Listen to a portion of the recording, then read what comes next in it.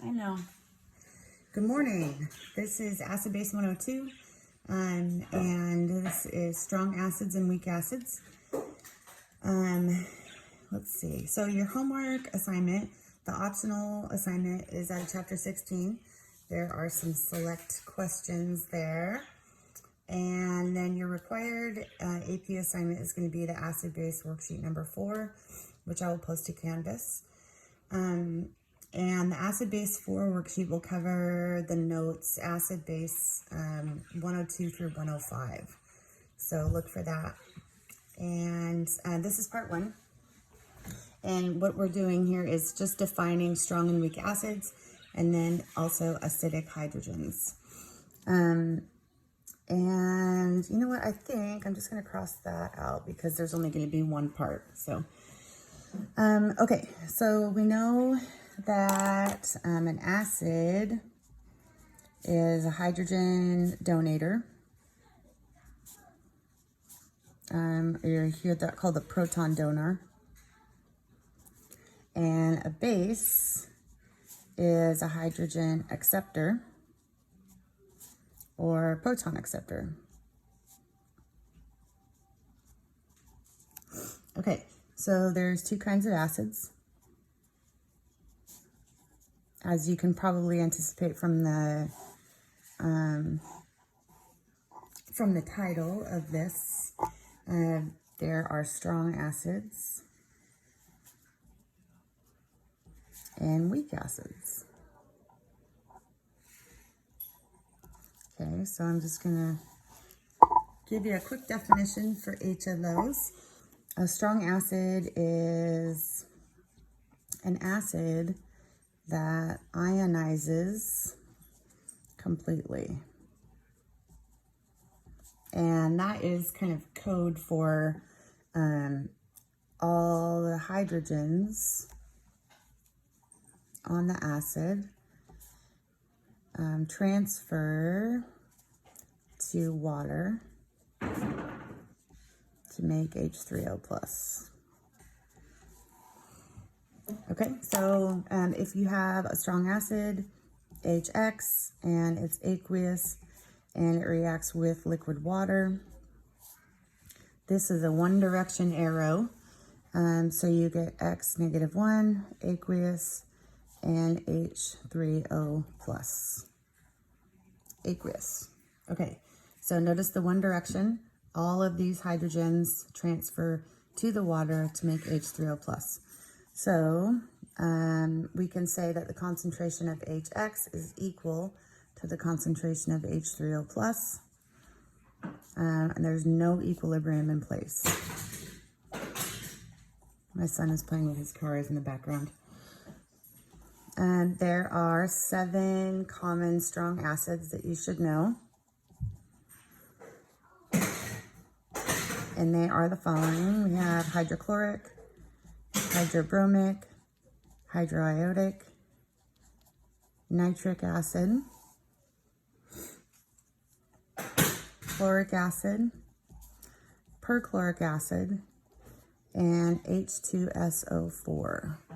And just as a little side note for H2SO4, the one hydrogen is a strong acid,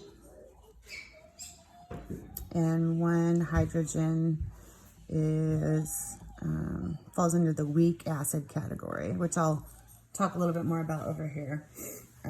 But just remember that for hydrogen, for sulfuric acid, only one of the hydrogens is strong, or ionizably strong. Strong ionizably. Okay, so just remember on a strong acid side, there's no KEQ because there's no equilibrium in place. Okay, so for weak acids, a weak acid is an acid that does not ionize completely. Hey, hi. So only some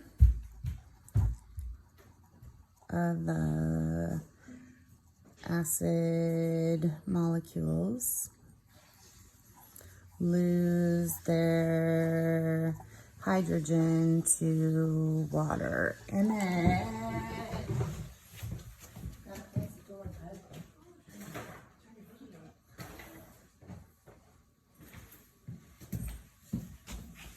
okay, so for a weak acid, the reaction with water would look like this, very similar to a strong acid. So you have HX plus water, liquid, in equilibrium with H3O plus X negative 1. So notice that these two equations are exactly the same. The only difference is that this is an equilibrium, and this is a one direction reaction. So since there's an equilibrium, the KEQ, of course, is going to be products over reactants, only including the aqueous and gases. So our concentration of hydronium times the concentration of the conjugate base over the concentration of the HX is equal to the KEQ. And this is actually has a special name. This is called a Ka. A for acid, of course. So this is called an acid dissociation constant.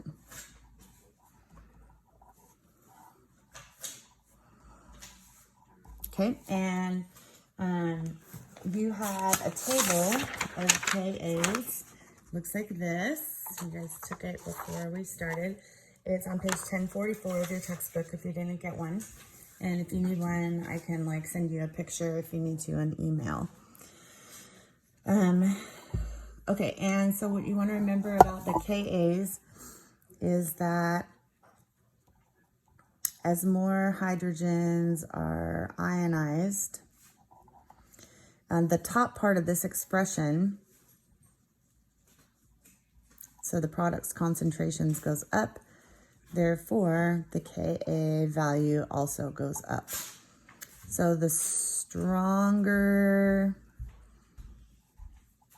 weak acids, I know that seems kind of like an oxymoron, but the stronger weak acids have larger Kas.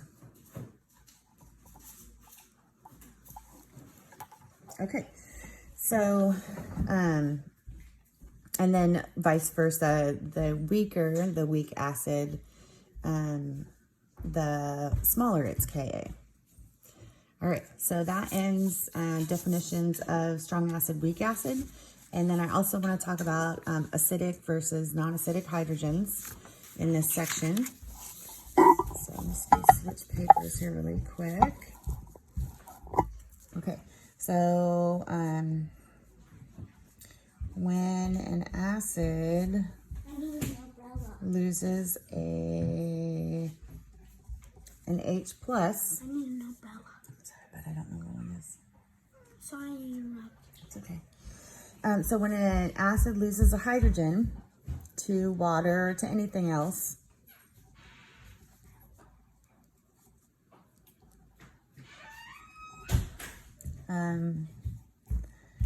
that is called, Calisprite. no, an ionizable hydrogen. I love you. I love you too, bud. Go. Sorry. I'm just trying to move it. I know. It's blocking. Okay, so that's called an ionizable hydrogen. Once the hydrogen is lost, if the hydrogen is lost to another substance, thank you, that's called an ionizable hydrogen. So acids with one ionizable hydrogen are called monoprotic.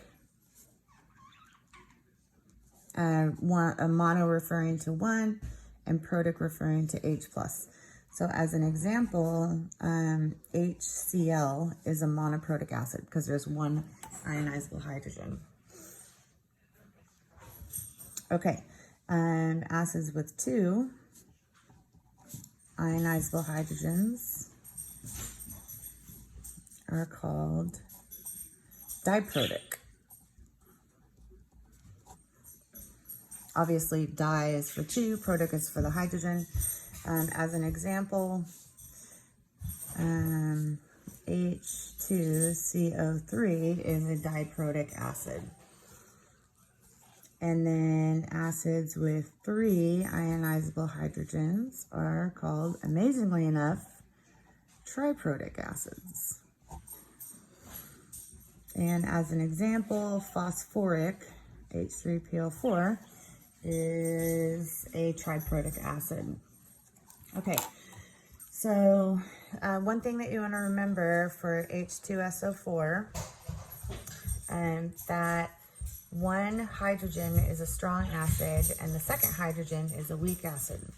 So to lose the first hydrogen is a strong ionization. So we have HSO4 -1 left over, producing hydronium. So this is a strong ionization. And so we have a one direction arrow. All of the first hydrogen comes off and we're left with HSO4. Now, this HSO4 can also ionize. So HSO4 -1 plus water as a liquid gives us the sulfate ion and another hydronium. Okay, and this is a weak acid, or a weak ionization, and it has a Ka equal to 1.2 times 10 to the minus 2. So it's still a pretty strong ionization. It's a pretty high Ka, a large value for a Ka. And so, just as a quick note, this HSO4 came down here and ionized. So each subsequent ionization will have its own Ka for these acids that have more than one ionizable hydrogen. Okay, so diprotic and triprotic acids have an umbrella name of polyprotic acids. Okay, so a polyprotic acid is just an acid that has more than one ionizable hydrogen. So that would be in that category.